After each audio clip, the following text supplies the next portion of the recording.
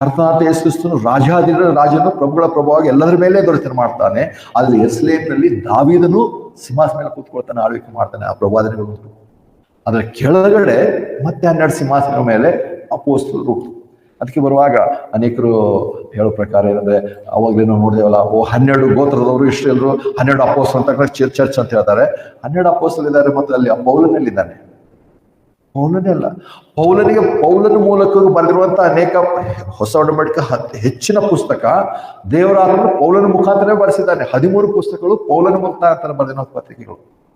ಅಷ್ಟೊಂದು ಮಹತ್ವವಾದಂತ ಏನಂದ್ರೆ ಅಪೊಸ್ತಲನ ಆತನಾಗಿರುವಾಗ ಆತನ ಹೆಸರಲ್ಲಿದೆ.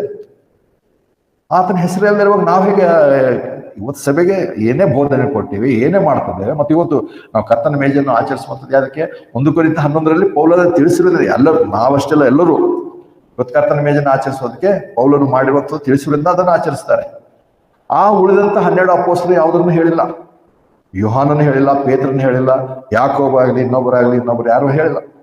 ಯೋಹಾನನಾದರೂ 13ನೇ ಅಧ್ಯಾಯದಿಂದ 19ನೇ ಅಧ್ಯಾಯದವರೆಗೂ ಕರ್ತನ ಮೇಜಿನ ದಿನದಲ್ಲಿ ನಡೆದಿರುವಂತಹ ಸಂಗತಿಯನ್ನೇ ಬರೆದಿದ್ದಾನೆ. ಸುಮಾರು 6 ಅಧ್ಯಾಯಗಳು ಯೋಹಾನ ಸುವಾರ್ತೆ. ಆದ್ರೆ ಯೋಹಾನನಲ್ಲಿ ಕರ್ತನ ಮೇಜಿನ ಬಗ್ಗೆ ಬರೆದಿಲ್ಲ, ವಿವರಣೆಯನ್ನು ಕೊಟ್ಟಿಲ್ಲ.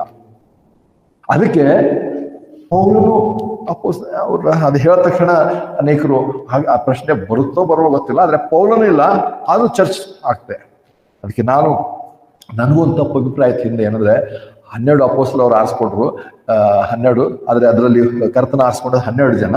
ಆದ್ರೆ ಒಬ್ಬ ದ್ರೋಹ ಮಾಡಿ ಹೋದ, ಇಸ್ಕರಿಯೋತ ಯೂದನು ಹೋದ. ಅದ್ರ ನಂತರ ನೋಡ್ತೇವೆ ಅಪೊಸ್ತಲರ ಕೃತಿಯಲ್ಲಿ ತಾವೆಲ್ಲರೂ ಒಂದು ಚೀಟು ಹಾಕಿ, ಇಬ್ಬರ ಹೆಸರು ಕೊನೆಗೆ ಫೈನಲ್ ಆಗುತ್ತೆ.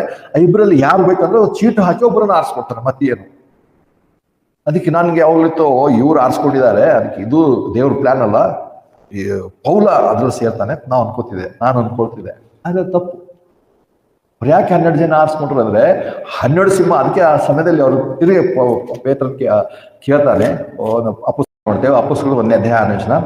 ಅವರು ಕೂಡಿ ಬಂದಾಗ ಕರ್ತನೆ ಈ ಸಮಯದಲ್ಲಿ ನೀನು ಇಸ್ರಾಯೇಲರಿಗೆ ರಾಜ್ಯವನ್ನು ಪುನಃ ಸ್ಥಾಪಿಸಿ ಅಂತ ಕೇಳಿದ್ರು.